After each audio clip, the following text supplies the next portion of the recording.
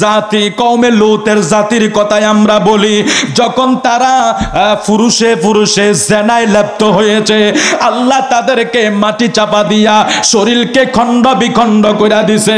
তাইলে বোঝা গেল আগের জামানার নবীদেরকে জেনা করলে সাথে সাথে শাস্তি দিত, গুনাহ করলে সাথে সাথে শাস্তি দিত। আমার আল্লাহ কয় বন্ধু সকল নবীর উম্মতরা রে আমি গুনাহ করার সাথে সাথে শাস্তি দিয়া দিছি। ইয়া রাসূলুল্লাহ ওয়াস্তাগফিরহু, আপনি ইস্তেগফার বেশি বেশি কইরা পড়েন, ইন্নাহু কানা তাওয়াবা। নবী গো আপনি বেশি বেশি কইরা তওবা করেন, আপনার বেশি বেশি ইস্তেগফার এবং তওবার কারণে নবী গো মুসা ঈসা নবীর উম্মতেরা যে শাস্তিটা পাইতো আপনার উম্মতেরা ওইখান থেকে মাফ পাইয়া যাবে। পাগলারা বুঝে না রে, আর একটু জোরে বলতে হবে সুবহানাল্লাহ। আমরা দেশে জেনাখোর নাই মনে হয়, সুদখোর নাই, বেনামাজি নাই, বানর হইছে নি, সুদখোরের ওয়াজ হয় না। আর কি করবেন? সুদখোরের ওয়াজ অন্ধ আসছে, সুদখোরের ওয়াজ বলে করবেন হাতের ভিতরে লাগাইয়া ঢুকাইলে আয়াত পাল্টাই গেছে। ওই দিন কেডিসি মসজিদে একটা মিটিং ছিল হুজুরদের, প্রায় 40 গেছি অনেক ইয়া নিয়ে একটা ক্লাস আছিল, লাগছে সরকার লইয়া। তো মাঝখান দিয়া আল্লাহ মাফ করে, আমি ভোট কেন্দ্রে কেরম এটাও বলতে পারি নাই, মাফ করে দিবেন আপনারা। আমার বাবা আমাদের বংশবনের কেউ রাজনীতি করে, কিন্তু ভোট কেন্দ্রে কেরম আমি এখন মেম্বার চেয়ারম্যানের পর্যন্ত যাই না। তো যাক আমি মাঝখান দিয়ে বললাম আচ্ছা রে, নারী নেতৃত্ব জায়েজ নাই, সুদও জায়েজ নাই, তো এদেশের কোটি কোটি মৌলবীর কাছে নারী নেতৃত্ব জায়েজ হয়ে যায়, সুদও জায়েজ হয়ে যায়, শুধু সময়ের পরিবর্তন। এই মোল্লার উপায় আছে? আমি নিজে গেছি চিনমৈত্রী সম্মেলন, সরি 300 ফিটের কাছে একটা প্রোগ্রাম হয়েছে, আমাদের যে সাবেক প্রধানমন্ত্রী যিনি গেছিলেন, কয়েক লক্ষ আলেম সেখানে ছিল। তো ওইখানে আমি বলছি ওইখানে তো সবাই এভাবে হাত লাড়ছেন আর মুরগির পোলাও খাইছিলেন। মহিলা নেতৃত্ব জায়েজ কোন দলিলে আছে দেখান, সুদ জায়েজ কোন দলিলে আছে দেখান। একটা ছিল মহিলা, আরেকটা আছে সুদ। তো আহাল্লাল্লাহুল বাইয়া ওয়া হাররামা রিবা কি ফাল্ট হয়ে গেছে নাকি? এই লাগছে ঝগড়া। হ্যাঁ আমি কইছি উমকে, মানে অন্তত এমন একটা সুযোগ আছে সবাই ফিট বাঁচানোর চেষ্টা করে। তো যাই হোক, আমরা তরিকতের লোক, আমরা আহলে সুন্নাত ওয়াল জামাতের লোক, আমাদের ঈমান নিয়ে আমরা চিন্তা করব। এই দেশে যে আসুক যে যায়, এটা গণতন্ত্রের দেশ। আপনি আমি কি কাউরে চাইলে নামাইতে পারবো? এটা গণতন্ত্রের দেশ। গণতন্ত্র আপনার যেভাবে রাজনীতি যেটা মন্দ এটা করক, এটা আমাদের কোনো বিষয় না। আমাদের বিষয়টা আমার প্রিয় নবীর নিয়ে কেউ যদি কটাক্ষ করে, এবার যে যত বড় লাখ বাহাদুর হোক, আমরা তাকে ছাড় দিব না। 200 কোটি মুসলমানের ভিতরে সে যদি শ্রেষ্ঠ ব্যক্তি হয়, শ্রেষ্ঠ আলেম হয়, শ্রেষ্ঠ কিতাবিওয়ালা হয়, 700 কোটি মানুষের ভিতরে সে যদি সবার সেরা হয়, ওই ব্যক্তির জবানে দিলে আজমতে মুস্তফা, শানে মুস্তফা, হব্বে রাসূল যদি না থাকে, সে আমাদের পায়ের ধুলার সমান হতে পারবে না, না, না।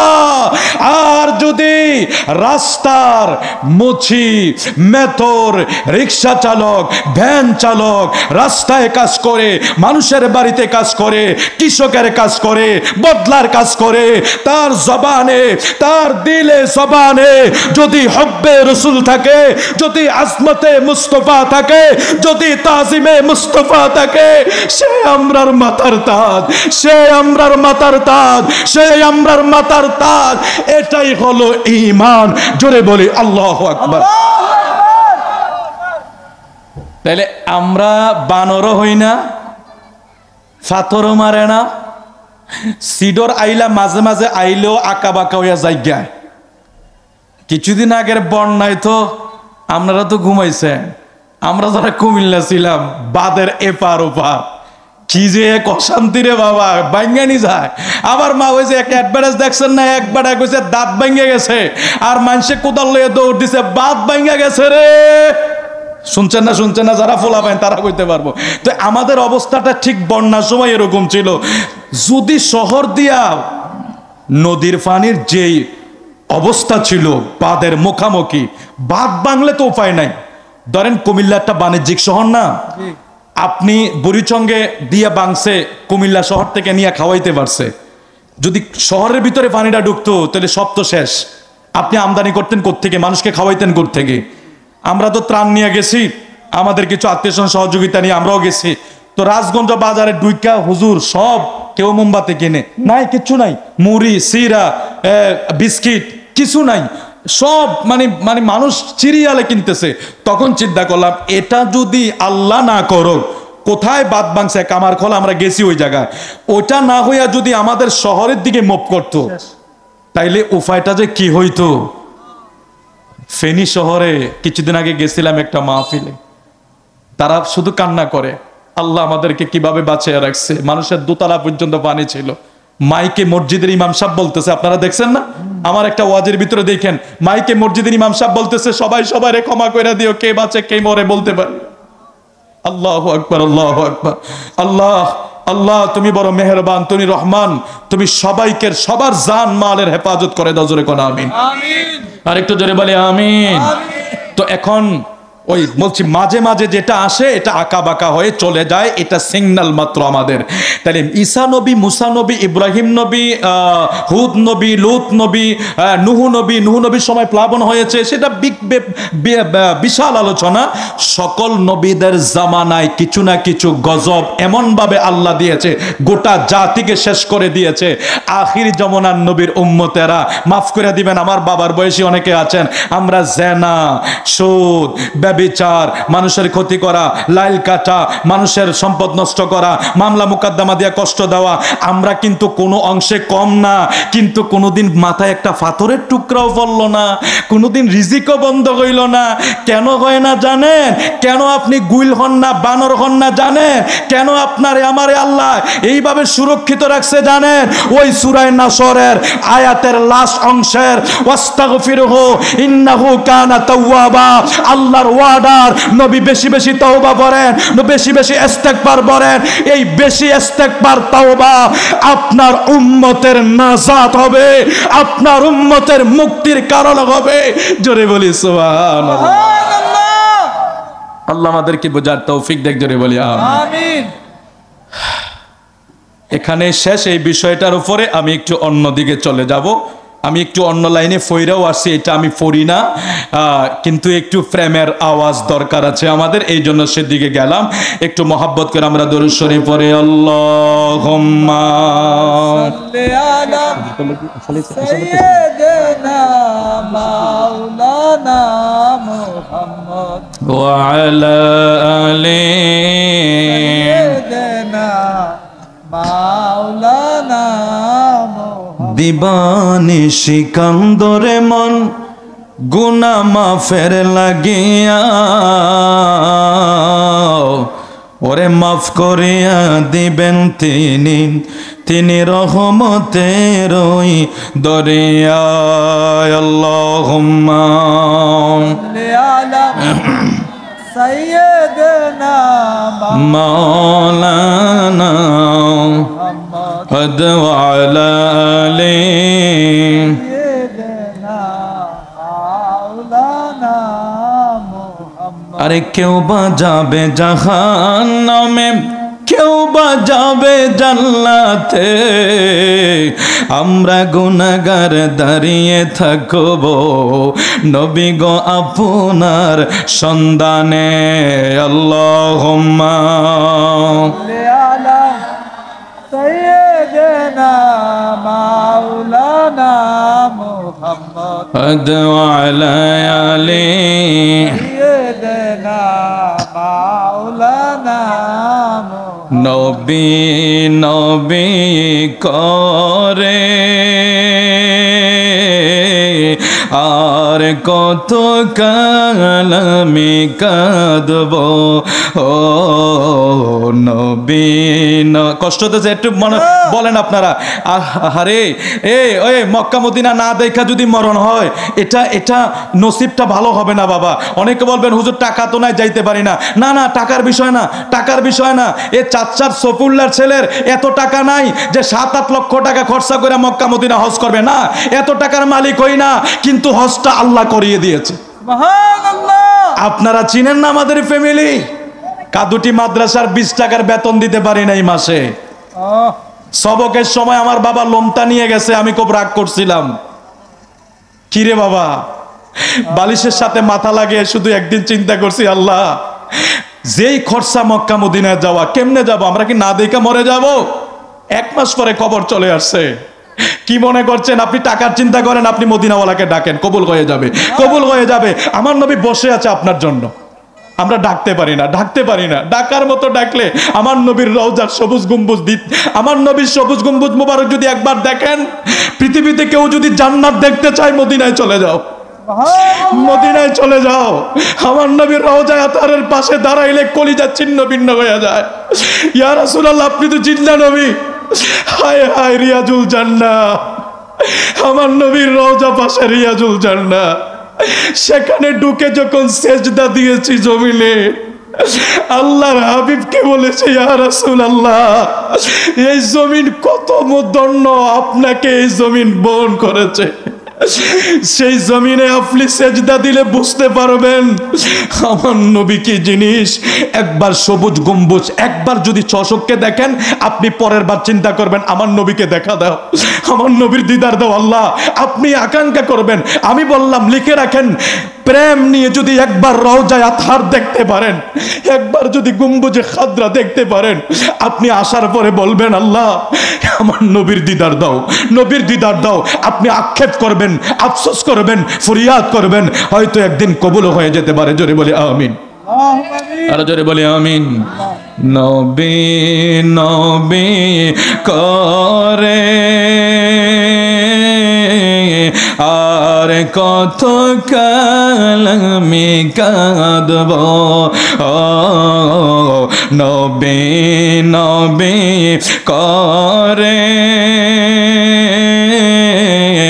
আর কত কাল আমি কাঁদব আপন নয়নে কবে জানি আপন নয়নে কবে জানি নূর নবীকে আমি দেখব নবী নবী করে আর কত কাল আমি কাঁদব নবী নবী করে আর কত কাল আমি আপন নয়নে কবে জানি আপন নয়নে কবে জানি নূর নবীকে আমি দেখব নবী নবী করে আর কত কাল আমি কাঁদব নবী নবী করে আর কত কাল আমি কাঁদব যেদিন দিদার হবে আপনার সেদিন ঈদ হবে এই মন তো আর মানে না একবার দিদার দৌলা যেদিন দিদার হবে আপনার সেদিন ঈদ হবে আমার, এই মন তো আর মানে না একবার দিদার হে রাসূল তোমায় ভালোবাসি অন্তরে শুধু মুখে নয় জন্নতের আশায় নয় হে রাসূল জাহান্নাম কেউ ডরে না জন্নতের আশায় নয় হে রাসূল জাহান্নাম কেউ ডরে না। জোরে বলি ইয়া রাসূলুল্লাহ, আওয়াজ করে বলি ইয়া রাসূলুল্লাহ। আল্লাহ আমরা তো রাজা বাদশাহী ধন সম্পদ কোনো কিছু চাই না, একবার তোমার বন্ধু মুস্তাফার দিদার নসিব করে দিও। একবার রওজায়ে আতহার, বাইতুল্লাহ, খানায়ে কাবা, হজরে আসওয়াদ, সাফা মারওয়া সাই, রিয়াজুল জান্নাহ, জান্নাতুল বাকি, জান্নাতুল মুআল্লা, আল্লাহ এই সমস্ত বরকতময় জায়গা দু চোখে না দেখাইয়া কাউরে মরণ দিও না। আওয়াজ করে বলি আমিন। বন্ধুরে আমরা যুগে যুগে ওলি আল্লাহদের কথা শুনেছি, আমাদেরকে আজকে বলা হয়েছে হুজুর ওলিদের বিষয়ে কিছু কথা বলেন। আপনাদের খেদমতে আমি আজকে যেটা আলোচনা করেছি এটা 2 ঘন্টার ওয়াজ করে দিয়েছি, কারণ আগের যুগ এখন নাই।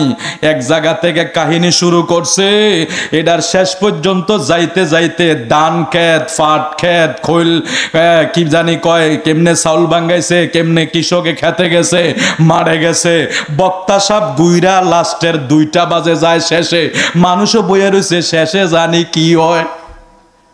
এরম আছে না নাই? আগে আপনারা যখন কি জানি ওই যে সিনবা টিনবা চাইতেন, এটা লাভ দিয়া ফইরা যাইতেছে সিরিয়াল, আমাদের মা বোনেরা যে চায় ফইরা যাইতেছে, যাওয়ার সময় টিভি অফ, আবার আগামী দিন দেখাইবো, অপেক্ষা করতেছে কেমনে জানি পরে। আগের যুগ আর এখন নাই, এখন স্ট্রেট কথা বলতে হবে, শর্ট কথা বলতে হবে। মানুষ ছোট হয়ে যাচ্ছে, সময় ছোট হয়ে যাচ্ছে। একটা ওয়াজ 3 ঘন্টা, আমি যে 2টা বিষয় আপনাদেরকে মেসেজ দিছি, এটা তো একজনে 4 ঘন্টা কাটাইবো, দরকার আছে নি? অল্প সময় আমাদের বুঝার দরকার।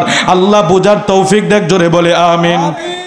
আমরা আবার কেউ কেউ আছি হুজুর একটা গল্প শুরু করেন, হ্যান থেকে শুরু করবেন, একখানো আলো ওয়াজ করেন না, এক জায়গা থাকেন না, অমুক জায়গা তমুক জায়গা চলে যান না, এইগুলি বাদ দেন।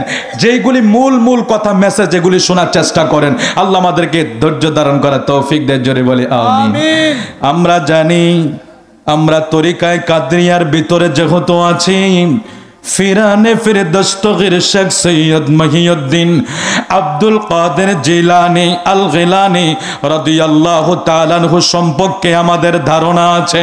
আমি নতুন কিছু ধারণা আজকে আপনাদেরকে দেওয়ার চেষ্টা করব, যেহেতু আলা হযরত শেখ সৈয়দ ডক্টর আহমদ ফেয়ারা বাগদাদি আমার গাউসে পাকের দরবারের গোলামি করে, গাউসে পাকের দরবারের গ্রান নিয়া এই এলাকার মানুষদেরকে বিলাইছে।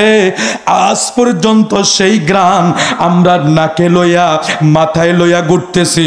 যতদিন এই গাউসে পাকের সোহব্বত আমাদের উপরে থাকবে, বাগদাদি হুজুরের মাধ্যমে এই নেক নজর যতদিন থাকবে, অতদিন আমাদের ইমানটা কমপক্ষে কেউ নিতে পারবে না। গাউসে পাকের আগের জামানার একটা কথা বলি, যেহেতু আমাদের দেশে একটা প্রবাদ বাক্য আছে, তোমরা শুধু আব্দুল কাদের জিলানী করো, অমুক যোগে ওলি ছিল না, তমুক যোগে ওলি ছিল না। শর্ট করে আপনাদেরকে একটা সুলাইমান নবী, যিনি একজন বাদশা ছিলেন দুনিয়ার, পয়গম্বর সুলাইমান নবী, ওই নবীজির জামানায় রানী বিলকিস সাবা শহরে বসবাস করে। রানী বিলকিসের সূর্যের পূজা করে। বিষয়টা সুলাইমান নবীরে হুদহুদ ফাঁকি জানায়া দিছে। জানায়া দেওয়ার পরে সিটি আদান প্রদান হইছে। সুলাইমান নবী তাকে দাওয়াত দিছে, রানী বিলকিস রে তুমি আমার সিংহাসনে আসো। এখন রানী বিলকিস দাওয়াত কবুল করছে। রানী বিলকিস যেই সিংহাসনটায় থাকতো 40 গজ 80 গজ বিশাল একটা লম্বা সিংহাসন ছিল, যা ছিল ছিল স্বর্ণ দ্বারা খচিত, যা ছিল স্বর্ণ দ্বারা খচিত বিশাল একটা সিংহাসন। ওই সিংহাসনে রানী বিলকিস বইয়া সাবা শহরটারে চালাইতো, সাবা শহরের রাজত্ব করত। সেটা হলো বর্তমান ইয়ামিনের একটা রাজ্যের নাম সাবা। ওই সাবাতে বসে বসে রানী বিলকিস সূর্যের পূজা করে। হুদহুদ ফাঁকি যখন সুলাইমান নবীরে খবর দিছে, নবী গো আপনার অজান্তে একজন রানী বিলকিস সাবা শহরে থাইকা সূর্যের পূজা করে। এই কথাগুলি আদান প্রদানের পরে সুলাইমান নবী তাকে দাওয়াত দিলেন, রে রানী বিলকিস তুমি আমার হুজুরায় আসো, তুমি আমার বাড়ির দাওয়াত গ্রহণ করো। দাওয়াত গ্রহণ করলেন। রানী বিলকিস রওনা হইয়া গেছে। রানী বিলকিসের সিংহাসনটা 7টা গেইটের ভিতরে তালা মারা, অর্থাৎ একটা নয় দুইটা নয় 7টা গেইটের ভিতরে রানী বিলকিসের সিংহাসন। সব কিছু অফ কইরা রানী বিলকিস সুলাইমান নবীর দরবারে রওনা হয়েছে। সুলাইমান নবী বাইতুল মুকাদ্দাসের ভিতরে একটা সবার ভিতরে বসলেন, আলোচনার মজলিসে বসলেন, মিটিংয়ে বসলেন। এমন সময় রানী বিলকিস আসার আগে সুলাইমান নবী ওই সবার ভিতরে প্রস্তাব রাখলো, এমন শক্তিশালী কে আছো রানী বিলকিস আসার আগে রানী বিলকিসের সিংহাসন আমার দরবারে হাজির করবে। সুবহানাল্লাহ। এত আস্তে কইলেন, সিংহাসনটাই ছোট। আচ্ছা আমরা সোফাটারে যদি কেউ সানসারের ওই মাথায় কাদুরের ওই মাথায় নিয়ে তো কয় সময় লাগবো না, এটা কত্তুর হাত 2 হাত 3 হাত। অথচ এটার কোন কোন রাওয়ায়াতে 30/80 40/80। বুঝতে পারতেছেন তো বিষয়টা কত বিশাল? আর একটা বাদশার সিংহাসন সেটা আরো কত বিশাল। তো এক সুলাইমান নবী ওই বাইতুল মাকদাসে ওনার রাজমহলে উনি এখানে বসলেন, বসে মানুষকে বলছেন শোনো রানী বিলকিস আসতেছে। তো আসার আগে তাকে একটা চমক দেখাতে হবে। হুজুর চমকটাকে রানী বিলকিসের সিংহাসনটা আমার দরবারে হাজির করতে হবে। ও বাবা এত বড় আজীব বিষয়, রানী বিলকিসের সিংহাসন কয়েক মাইল দূর সাবা শহর বাইতুল মাকদাস থেকে, সেখান থেকে কিভাবে আনবে? তো কোরআন শরীফে এসেছে ক্বালা ইফরিতুম মিনাল জিন্নি আনা আতিকা বিহি ক্বাবলি আন তাকুমা মিন মাকামিক। সুলাইমান নবীর সবার ভিতরে একটা শক্তিশালী জিন ছিল। জিনটা দাঁড়াইয়া গেছে হুজুর আমি এনে দেব। কয় সময় কতক্ষণ? সময়টা হইল আপনি বৈঠকে যে বসেছেন, আপনি বৈঠক থেকে ওঠার আগে আমি রানী বিলকিসের সিংহাসন সাবা শহর থেকে আপনার দরবারে হাজির করে দেব। সুবহানাল্লাহ। এটা হলো জিনের কথা। জিনের কাজ করা সহজ, এটা আমরা মানি, আমরা জানি, কারণ তারা বাতাসের সাথে যেহেতু চলে তার দ্বারা এটা অসম্ভব না। আশ্চর্যের বিষয় আরেকটু সামনে আসতেছে। পয়গম্বর সুলাইমান নবী কয় তুমি তো জিন জাতির ভিতরে শক্তিশালী জিন। কয় হ্যাঁ আমি এনে দেব। সময় কতক্ষণ? আপনার বৈঠক শেষ হওয়ার আগ পর্যন্ত। সুলাইমান নবী কয় আমি তোমার প্রস্তাবে রাজি না, আরো তাড়াতাড়ি করতে হবে। সুবহানাল্লাহ। আর একটু জোরে বলি সুবহানাল্লাহ। সুলাইমান নবী যখন মজলিসের ভিতরে প্রস্তাব রাখলেন, জিনের কথাটাই আমি আপাতত রেখে দিলাম, কারণ সে আমার বৈঠক শেষ হওয়ার আগে এনে দিবে, সেই বিষয়টাই আমি এখন মানতে পারছি না। আপাতত তার বিষয়টাই আমি অ্যাকসেপ্ট করতে পারি নাই। সুলাইমান নবী কয় আমার এই মজলিসের ভিতরে আর কেউ আছো, আরো তাড়াতাড়ি সিংহাসনটা এনে দিবা। সুলাইমান নবীর মন্ত্রী সবার একজন দাঁড়ায়া গেছে। কোন কোন তাফসিরে লেখছে কোরআন শরীফে তার নাম আসছে আসিফ ইবনে বারখিয়া, মানে এটা জিন না, এটা আল্লাহর ওলি। সুবহানাল্লাহ। ওই পিছনের হারা কয় না, জোরে কন না সুবহানাল্লাহ। আল্লাহর ওলি শুধু গাউসে পাকের জামানা তাইকা শুরু নয়, সকলের যোগে ওলি আল্লাহ ছিল। ওলি আল্লাহ কারা? বুখারী শরীফের অনেক লম্বা হাদিস আছে। আমার যদি নিজের গাড়ি থাকতো কিতাবগুলি নিয়ে আসতাম, আমি কিনেছি, আমার কাছে আছে। কারণ বুখারী তো ছোটখাটো না, অনেক বড় কিতাব, এটা অনেক ওজনের।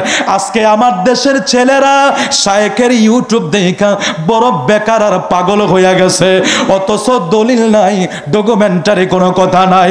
ওই আল্লাহর ইবাদত করতে করতে আল্লাহর বান্দারা আল্লাহর বন্ধু হইয়া যায়। এটা হাদিসে কুদসি, বুখারী শরীফের অনেক লম্বা riwayat আছে। যারা আল্লাহর বন্ধু হইয়া যায় তাদের জবান আল্লাহর কুদরতি জবান হইয়া যায়, তাদের চোখ আল্লাহর কুদরতি হাত হইয়া যায়, তাদের দুই হাত আল্লাহর কুদরতি হাত হইয়া যায়। আমার নবী কয় যারা আল্লাহর বান্দা থেকে বন্ধু হইয়া যায়, ওই আল্লাহর বন্ধুগুলি তাদের জবান দিয়া আল্লাহর কাছে যা চাইয়া বসে আল্লাহ তা কবুল কইরা নেয়। সুবহানাল্লাহ।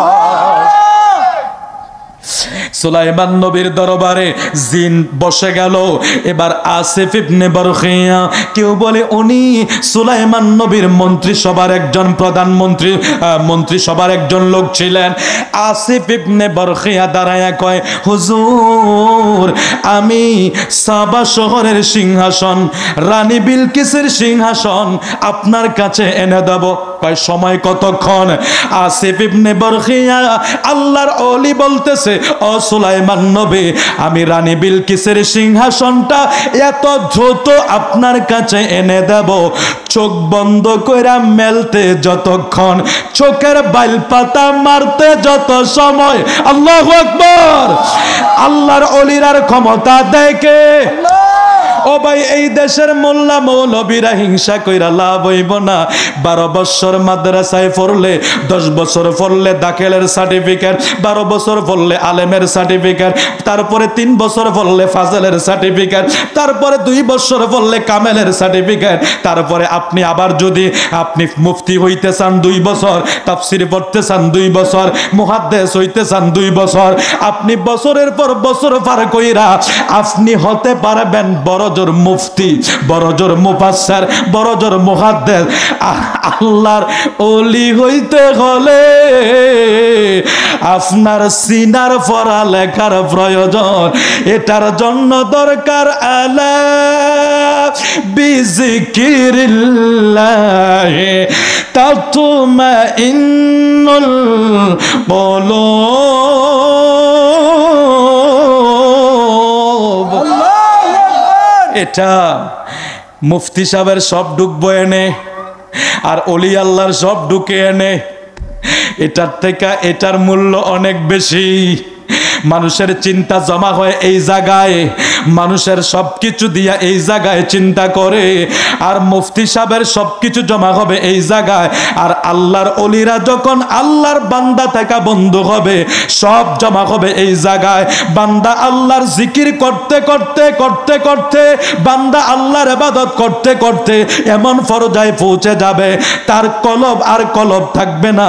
তার কলব এমন এক উন্নতি কলব হইয়া যাবে, তার নফস এমন এক উন্নতি নফস হইয়া যাবে, নফসে মুতমাইন্না হইয়া যাবে। আমার আল্লাহ কয় যারা ইবাদত বন্দেগী কইরা আমি আল্লাহর বন্ধু হইয়া গেছে, ইয়া আইয়াতুহান নাফসুল মুতমাইন্না তুরজিউ ইলা রাব্বিকি রাদিয়াতাম মারদিয়া ফাদখুলি ফি ইবাদি ওয়াদখুলি জান্নাতি। ইন্তেকালের সাথে সাথে আল্লাহর ডিগলার তারা জান্নাতে যাবে। সুবহানাল্লাহ। তাইলে আমাদের মূল বিষয় হলো এই জায়গায় আল্লাহর ওলিদের দ্বারা সম্ভব। আসিফ ইবনে বরখিয়া দাঁড়াইয়া গেছে, হুজুর আমি এনে দেব। সুলাইমান নবী কয় সময় কতটুক? বলে বাইল ফাতা, চোখের বাইল ফাতা মারার আগে নারে তাকবীর, নারে রিসালাত, নারে গাউসিয়া। উস্তাদ হুজুর, উস্তাদ কেরামের আগমন আমাদের এই কুমিল্লাবাসীর পক্ষ থেকে, আমাদের ছাত্র সমাজের পক্ষ থেকে, আমার অত্যন্ত প্রিয়জন এবং আমাদের কলিজার টুকরা, যার চরণ ধুলায় আমরা এখানে বসতে পেরেছি আমাদের হুজুর। আজকে আবার হুজুর মঞ্চে আসতেছেন, আমরা সবাই বলি মারহাবা। সবাই দুরূদ শরীফ পড়ুন। সাল্লাল্লাহু